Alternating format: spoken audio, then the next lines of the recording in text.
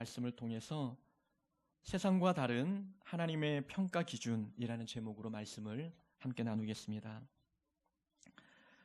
올 초에 평창에서 동계올림픽이 성황리에 막을 내렸습니다. 한국은 그 올림픽에서 금 5, 은 8, 동 4개로 종합 7위에 올랐지요. 참으로 역대 동계올림픽에서 아마 최고 성적이 아니었는가라는 생각을 해봅니다. 이 종합 7위라는 순위는 금메달의 개수로 정한 순위이지요. 그래서 금메달에 따라서 1등부터 또 마지막 등까지 점수가 매겨지게 되는데, 은메달과 동메달은 세계 2등과 3등임에도 불구하고 금메달이 아니라는 이유 때문에 순위를 정하는 데 있어서 큰 영향을 주지 않습니다. 그런데 어떤 나라에서는 순위 매기는 방식이 좀 다릅니다. 금메달 위주로 등수를 매기는 것이 아니라 금메달과 은메달과 동메달 전체 합계를 가지고 순위를 매기는 것이지요.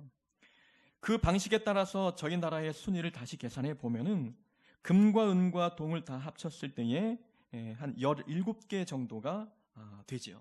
그래서 종합 7등에서 6등으로 올라갑니다. 종합 6등 했던 그 나라가 은메달, 동메달의 수에서 저희에게 밀리기 때문에 전체 메달 합계를 가지고 평가하면은 순위가 좀 바뀌게 되는 것이죠. 자, 여러분들은 어떤 방식으로 등수를 매기는 게 좀 합리적이고 좀 좋다고 평가하십니까? 금메달만 가지고 등수를 매기는 것과 은메달과 동메달도 금메달과 동일한 가치로 평가해서 등수를 매기는 것, 어느 게 더 옳다고 보십니까? 올림픽위원회에서는 순위를 매기는 방식을 규정해 놓지 않고 있다고 합니다. 그러나 각 나라마다 자기의 방식대로 등수를 매기는 것은 허락하고 있지요. 이 등수를 매긴다는 것은 올림픽 정신에 어긋난다는 그런 판단에서 국제대회나 이런 올림픽에서 등수를 매기는 것을 원치 않고 있는 것이죠.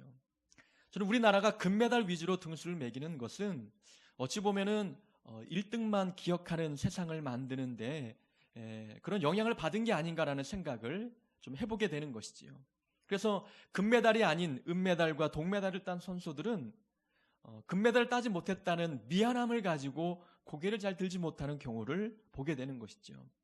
만약에 우리가 평가의 기준을 은메달과 동메달 딴 분들도 금메달과 동일한 가치로 대우하고 그런 기준으로 평가한다면 아마 은메달 또 동메달 딴 분들도 기뻐할 것이고 그들도 동등한 대우를 받지 않을까 생각을 해보게 되는 것이지요.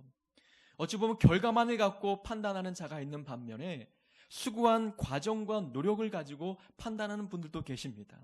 그런 차원에서는 아마 은메달, 동메달도 함께 등수를 매기는데 일조할 수 있도록 전체 합계를 가지고 평가하는 게 좀 더 효과적이고 합리적이지 않을까라는 생각을 해보게 되는 것이지요.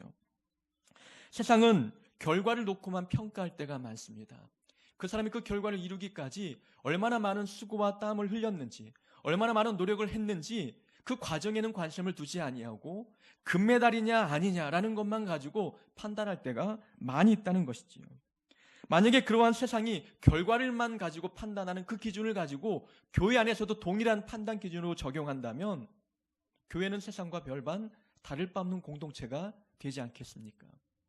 세상에서 말하는 평가 기준과 교회 안에서 바라보는 평가 기준은 분명 달라야 하는 것이 옳지 않겠습니까? 하나님께서 우리를 판단하시는 평가 기준이 세상이 보는 관점과는 다르기 때문에 우리가 하나님 바라보고 신앙생활을 하고 있는 교회 공동체로서 어떤 업무에 대한 평가, 일에 대한 평가를 할 때에 그 기준이 분명 세상과는 달라야 합니다. 제가 있던 교회에서 고등학생 장학금을 주기로 하였습니다. 매 학기마다 장학금을 지급할 때마다 고등부 교사들에게 각 반에 한 명씩 장학생이 될 만한 아이를 추천해서 명단을 올리라고 부탁을 드렸습니다. 다른 교사들이 교회 출석률과 그리고 봉사 활동 이런 부분들을 평가해서 장학생 명단을 올렸죠. 그 명단을 이제 위에 보고하니 가만히 보시더니 전교에서 1등하는 학생이 이제 저희 교회에 나왔거든요. 그 학생 이름이 보이지 않는다는 겁니다. 학교에서 전교 1등하는 학생이 이 교회에서 주는 장학금을 받지 않는다면 장학금의 의미가 퇴색되지 않느냐라고 목사님이 말씀하시는 겁니다. 교회 이제 교사들이 이제 좀 반발하는 것이지요. 그 학생은 공부는 잘하지만 교회 예배를 자주 빠지기도 하고 또 예배 지각도 자주 하고 교회 봉사도 하지 않는다는 겁니다. 그렇기 때문에 교회에서 주는 장학금을 받기에는 좀 어려운 점이 있다고 말씀을 드렸어요.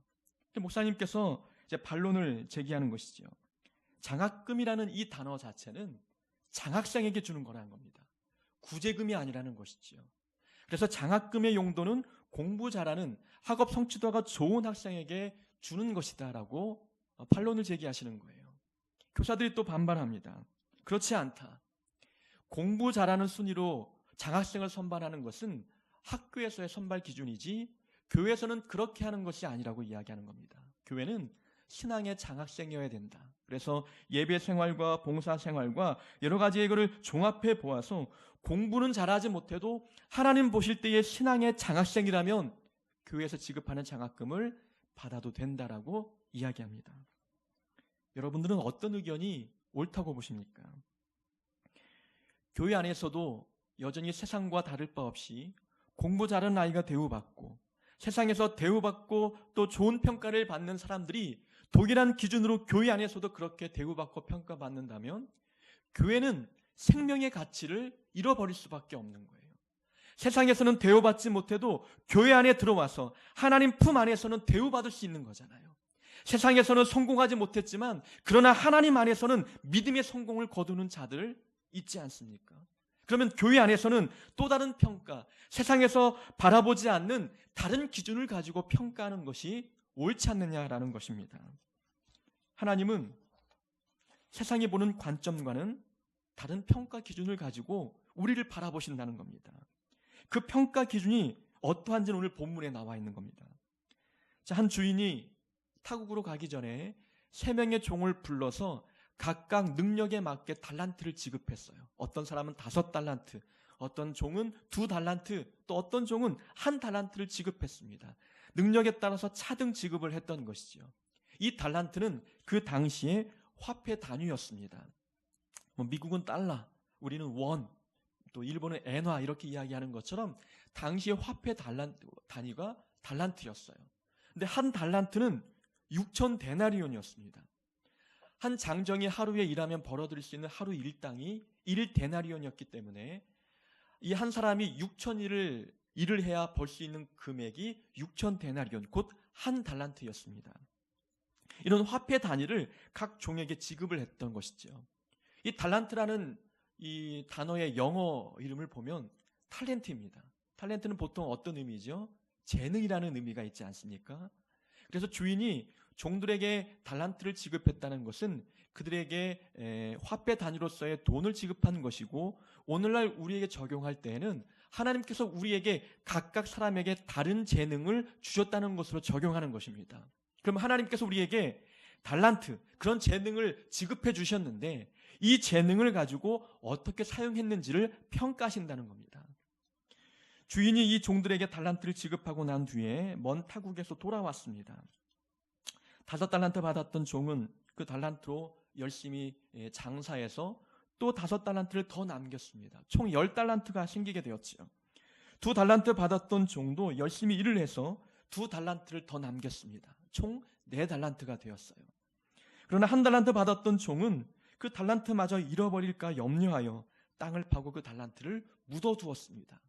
주인이 돌아왔을 때에 각각 가지고 있는 달란트를 가지고 주인 앞에 평가받는 겁니다. 5달란트 받았던 종이 주인 앞에 와서, 보소서 주인이시여, 주인께서 나에게 5달란트를 맡겼는데 제가 5달란트를 더 남겨서 총 10달란트가 되었습니다. 주인이 칭찬합니다. 착하고 충성된 종아, 내가 적은 일에 충성하였음에 내가 많은 것을 너에게 맡기리니 주인의 즐거움에 참여할지어다. 칭찬합니다. 2달란트 맡았던 종도 총 4달란트를 가지고 주인 앞에 와서 평가받습니다. 주인이 평가하고 칭찬합니다. 착하고 충성된 종아, 내가 적은 일에 충성하였음에 내가 많은 것을 너에게 맡기리니 내 주인의 즐거움에 참여할지어다 라고 칭찬합니다. 여기까지 바로 오늘 본문의 이야기이지요. 한 달란트 맡았던 종은 한 달란트 그대로 가지고 와서 주인에게 평가받으니 게으르고 악한 종이라는 책망과 함께 쫓겨나게 되었던 것이죠. 자, 주인의 평가를 보면은 재미있는 부분이 있습니다.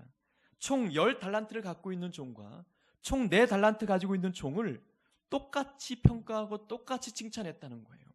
21절과 23절을 보면은 각각 두 종을 칭찬하는 내용이 나오게 되는데 한글 성경으로 보아도 토시 하나 틀리지 아니하고 똑같은 내용을 가지고 평가했다는 겁니다.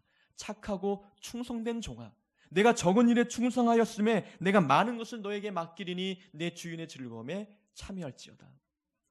토시 하나 틀리지 않고 동일한 칭찬을 했다는 것은 주인이 이 두 종을 동일하게 평가했다는 겁니다.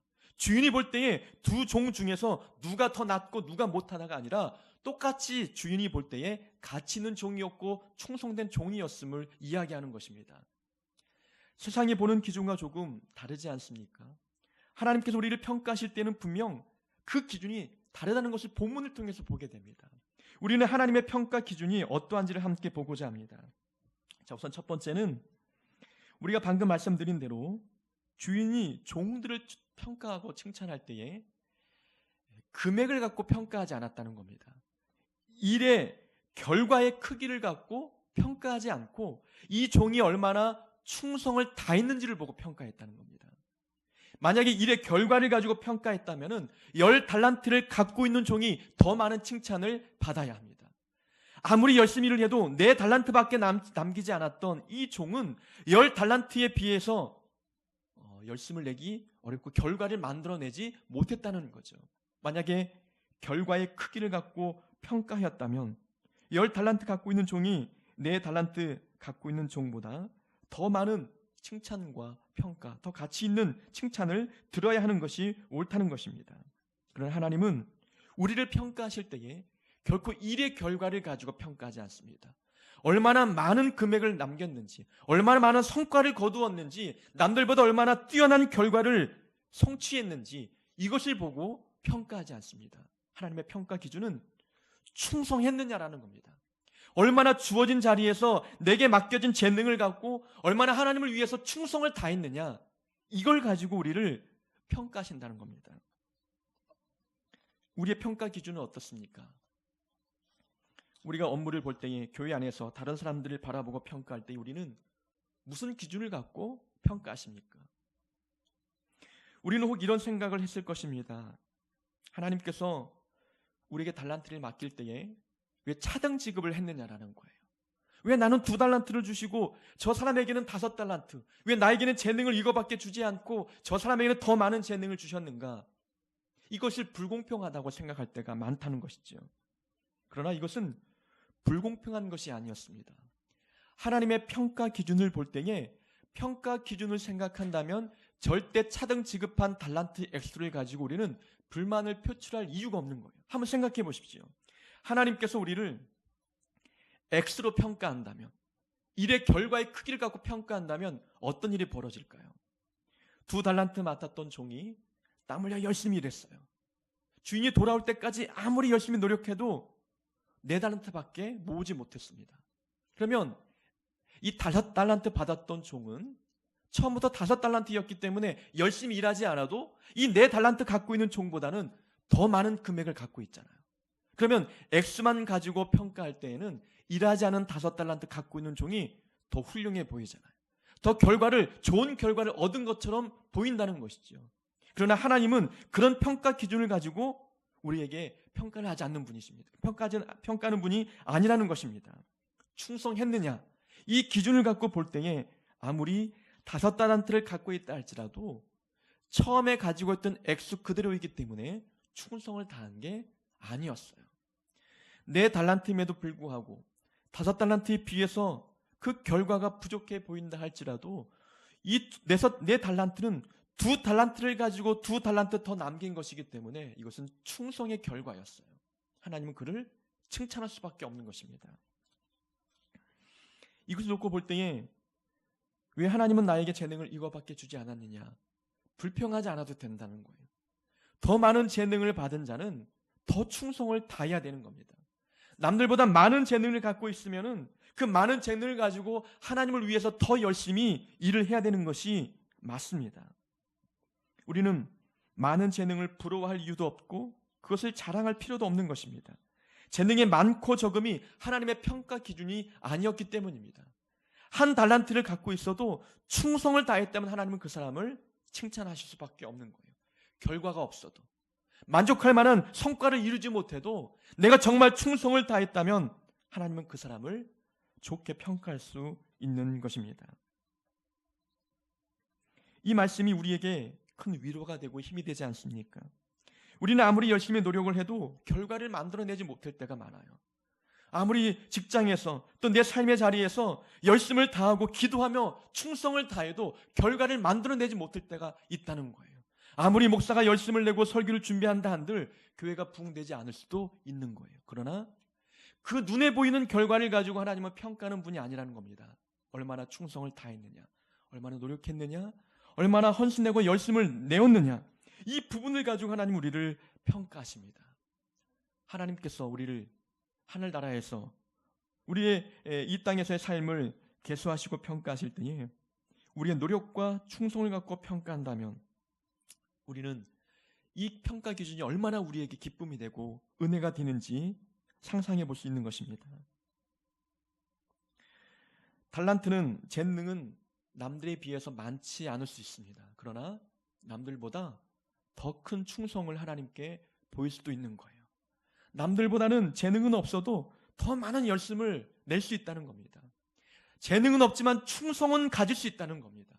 하나님의 평가 기준에 들만한 귀한 평가의 제목들을 우리는 갖고 있을 수 있다는 것입니다. 충성은 누구나 소유할 수 있는 부분입니다. 열심과 노력은 누구나 다 소유할 수 있는 부분이기 때문에 그것을 가지고 하나님이 평가하시면 우리는 하나님께 칭찬받는 종이 될 수 있는 것입니다. 하나님은 일의 결과의 크기를 갖고 평가하지 아니하시고 우리를 우리의 충성을 보고 평가하신다라는 것을 기억하여서 이 기준에 맞추어서 주어진 사역들을 열심을 다할 수 있는 자들이 되어야 될 줄로 믿습니다. 주인이 이 종들을 평가할 때 이렇게 칭찬합니다. 적은 일에 충성하였음에 많은 것을 너희에게 맡기겠다. 주인이 볼 때에 이 종들은 적은 일에 충성을 다하는 거예요.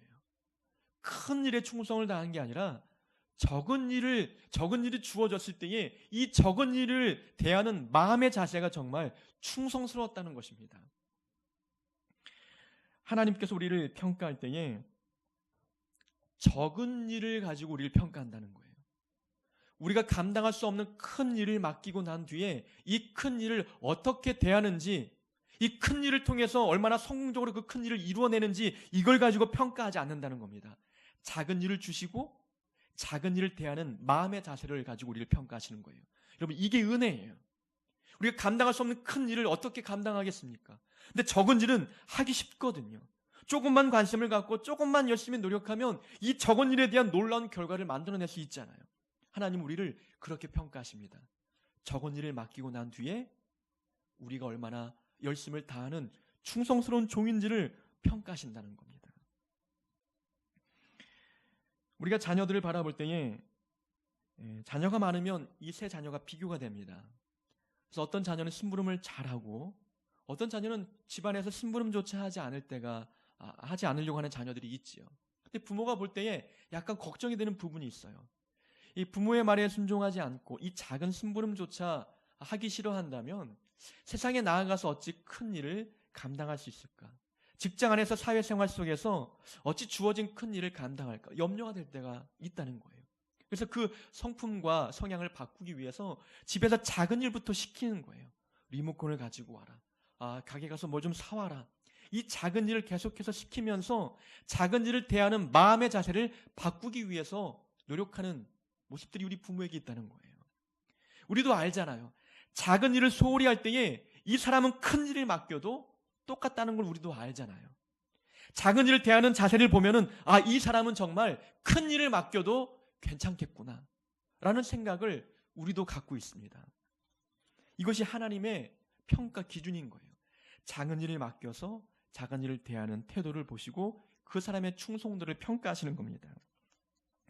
하나를 보면 열을 안다는 격언이 있어요. 우리나라의 격언이긴 하지만 이게 어찌 성경 기준과 일치되는지 우리는 놀라지 않습니까? 작은 일을 대하는 마음의 자세를 보면은 이 사람이 하나님께서 큰 일을 맡길 때 어떻게 그 일을 감당해낼지 우리는 가늠해 볼 수 있습니다. 미국의 유명한 D.L. 무디 목사님이 계셨습니다. 그는 200만 명을 전도했던 기독교 역사에서 손에 꼽힐 만한 유명한 목사님이었습니다. 그분은 위대한 목사님이 되기 전에 가장 먼저 교회에서 했던 일은 주일학교 교사를 맡는 일이었습니다. 그는 교사가 그렇게 하고 싶었는데 교회에서 교사를 시켜주지 않는 거예요. 그의 지적 수준과 여러 어떤 가방끈을 가늠해 볼 때에 교사로서의 자격이 있지 않다고 보았던 것이죠. 근데 너무나 열심히 교사를 하고 싶어서 어떻게 우여곡절 끝에 교사를 맡았습니다. 근데 교사를 맡았으면 반을 배정해주고 아이들을 맡겨주어야 되는데 학생들이 맡겨주지 않는 거예요. 이 목사님이 밖에 나가서 한 명씩 한 명씩 전도하기 시작하더니 결국에는 본인이 맡았던 반 학생의 숫자가 전체 어린이 부서의 숫자보다 더 많아진 거예요. 이 작은 일을 대하는 태도를 보고 하나님은 그에게 훌륭한 목회직을 허락해 주셨고 200만 명이라고 하는 놀라운 숫자를 전도하도록 하나님께서 허락해 주셨다는 겁니다. 하나님은 큰 목사가 되도록 하기 전에 이 작은 반을 대하는 이 교사의 마음 자세부터 보았던 거였어요. 이 작은 아이들을 대하는 태도를 보고 이 교사가 어떤 훌륭한 목회자가 될지를 하나님은 가늠해 보셨던 겁니다. 성경에 요셉이라는 인물이 있습니다. 그는 애굽의 총리 대신이 되었죠. 외국인이 애굽에서 그 강대국에서 총리 대신이 된다는 건 놀라운 일입니다. 그러나 요셉이 처음부터 나라의 총리 역할을 감당했던 자가 아니었습니다. 그가 먼저 했던 것은 가정 총무일이었어요. 보드발의 집에서 노예 생활을 하면서 한 가정의 전체 업무를 담당하는 총무 역할을 하나님이 맡겨주셨어요. 그 일을 대하는 태도를 보니 훌륭했습니다. 감옥에 들어갔습니다. 감옥 안에서도 감옥 안의 모든 업무를 담당하는 총무 역할을 하나님께서 맡겨주셨어요. 또 훌륭히 감당했습니다. 하나님께서 이제는 이 요셉에게 나라의 총무 역할을 맡겨도 가능하겠구나 평가하시고 그에게 애굽의 총리 자리를 선물로 주셨습니다. 작은 일을 대하는 태도를 보고 큰 일을 허락하신 것이죠. 다윗도 한 나라의 왕이 되기 전에는 먼저 양을 치는 목자의 일을 맡기셨어요. 한 마리의 양을 대하는 태도를 보신 거죠. 한 마리의 양을 구하기 위해서 곰과 사자와 싸웠던 이 다윗을 보니 한 나라를 맡겨도 가능하겠구나 하나님께서 평가하신 겁니다. 하나님은 적은 일을 통해서 우리를 평가하십니다. 적은 일을 통해서 하나님께 우리는 그래서 인정받아야 되는 거예요. 큰 일을 하려고 하기보다도 큰 일을 하고 싶은 욕심을 내놓고 지금 주어진 작은 일을 우리가 충성스럽게 감당할 수 있는 믿음의 자세가 우리에게 필요합니다.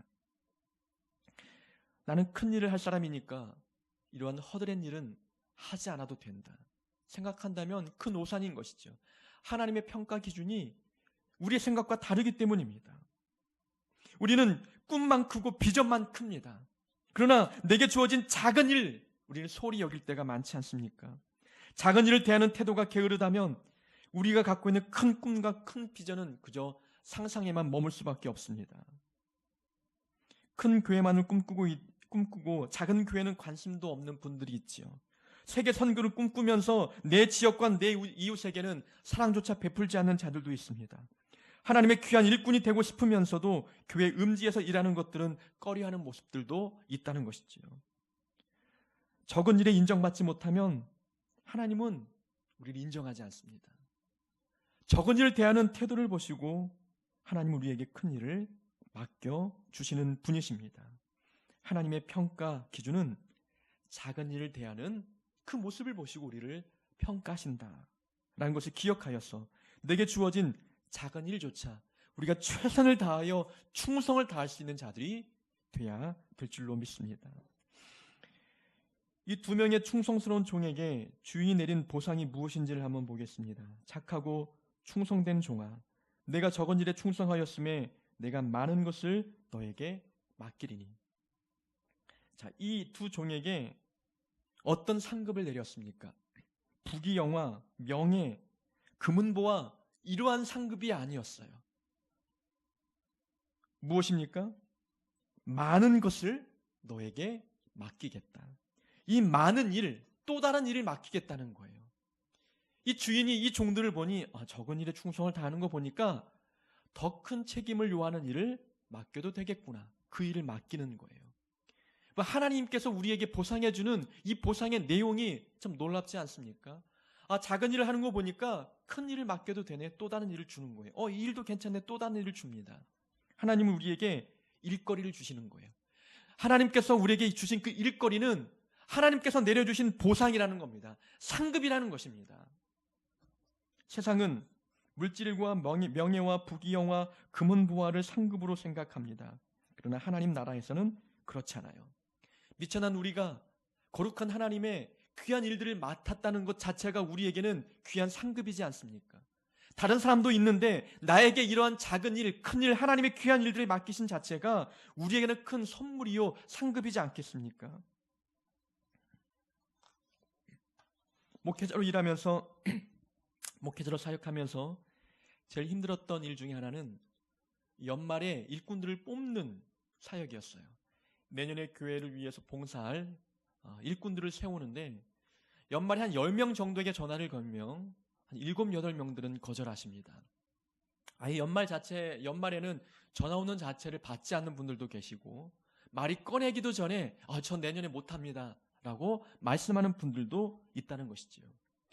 만약에 그분들에게 전화를 돌려서 올 한 해 동안에 정말 수고 많으셨으니 그 수고에 대한 대가로서 금 한 돈씩 선물로 드리겠습니다 라는 전화를 돌린다면 그 전화를 거부할 사람이 어디 있겠습니까? 그 상급을 마다할 사람이 어디 있겠어요? 그런데 하나님 나라에서의 상급은 금 한 돈이 아니라 또 다른 사역이라는 거예요. 이 사역을 하나님의 상급으로 여기지 않기 때문에 그것을 고생과 고난으로만 여기는 거예요. 하나님께서 우리에게 상급을 주기 위해서 또 다른 일을 맡기시기 위해서 우리를 부르시는데 그것을 거절한다면 하늘의 상급을 거절하는 것과 같지 않겠습니까? 내게 주어진 일은 하나님께서 내 충성을 보시고 맡기신 보상이고 상급입니다. 하나님의 일을 대하는 우리의 시각과 우리 안목이 좀 달라져야 되는 것이지요. 한때는 저도 일이 많아서 불평할 때가 많았습니다. 어느 교회를 가든지 왜 나는 일복이 많을까? 남들보다 일하는 속도도 빠르지만 일의 분량도 너무나 많은 거예요. 그럴 때마다 불평, 불만이 내 입에서 끊이지 않았습니다. 근데 오늘 말씀을 보니까 그 일 많은 게 하나님의 상급이었다는 거예요. 얼마나 감격이고 감사한 일이겠습니까? 다른 사람도 아닌 부족한 나에게 더 많은 일을 맡겼다는 것은 하나님께서 그것을 인정해 주셨다는 것 아니겠습니까? 하나님 우리를 적은 일을 통해서 평가하시고 충성스러운 종에게 또 다른 일을 주셔서 그것을 하늘의 상급으로 여기라고 말씀하십니다. 우리가 작은 교회지만 이 교회에서 주어진 작은 일들 우리는 소홀히 여기지 말아야 되는 거예요. 직장에서 가정에서 내게 주어진 그 일을 하나님께서 내게 맡기신 상급이라는 생각을 가지고 그 일을 감당해내야 되는 것입니다. 그럼 그 일을 하는 자체가 감사한 거예요. 나는 지금 하나님께서 다른 사람에게 줄 수 있는 그 일거리를 나에게 주셨구나. 나는 하나님께 인정받은 자구나. 하나님의 상급을 누리고 있구나. 그런 생각으로 감사함으로 그 일을 임해야 되는 것입니다. 하나님의 평가 기준, 하나님의 보상은 충성에 대한 대가로서 우리에게 또 다른 일, 더 큰 책임을 요구하는 일을 맡기시는 분이십니다. 재능은 나의 것이 아닙니다. 재능은 하나님께서 주신 것입니다. 재능은 하나님의 것이기 때문에 나를 위해서 사용할 것이 아닌 하나님을 위해서 사용해야 되는 것입니다. 안타까운 것은 하나님께서 내게 재능을 주셨음에도 불구하고 그 재능으로 교회 봉사하는 일에 사용하지 않고 그저 돈벌이 수단으로만 사용하는 모습을 바라볼 때에 안타까울 때가 많은 거예요. 왜 저 친구는 저 좋은 재능을 가지고 왜 교회에서 봉사하지 않을까 싶은 생각이 들 때가 많다는 것입니다. 하나님께서는 우리에게 하나님의 영광을 위해서 그 재능을 사용하도록 그 재능을 주셨습니다. 또 하나님께서 우리에게 각자에 맞는 재능을 주셨기 때문에 재능이 없다 있다로 불평하거나 자랑할 이유가 없는 것입니다. 모든 사람에게 한 가지 이상씩의 재능을 꼭 주셨습니다. 그 한 가지 재능이라 할지라도 하나님을 만족시킬 수 있는 충분한 대가, 충분한 재능이 될 수 있는 것입니다. 우리에게 충성만 있다면 하나님을 기쁘게 해드릴 수 있는 것이지요. 하나님께서 우리에게 한 가지 이상씩의 재능을 맡겨주셨기 때문에 주님께서 이 땅에 다시 오시는 그날 그 재능을 어떻게 사용했는지 평가하실 것입니다. 그 평가의 기준을 우리가 잘 알아야만 그 기준에 맞춰 우리는 삶을 살지 않겠느냐라는 것이지요. 하나님은 결과의 크기를 보고 평가하지 아니하시고 충성을 보고 평가하십니다. 적은 일을 대하는 우리의 마음 자세를 보시고 우리를 평가하십니다. 그리고 일에 대한 보상은 또 다른 일로 우리에게 보상해 주시는 분이십니다. 이 기준을 잘 마음에 새겨서 내게 어떤 일이 주어지든지 이 기준에 맞추어 하나님을 기쁘게 해드리는 삶을 살아가는 우리 모두가 될 수 있기를 주의 이름으로 축원합니다.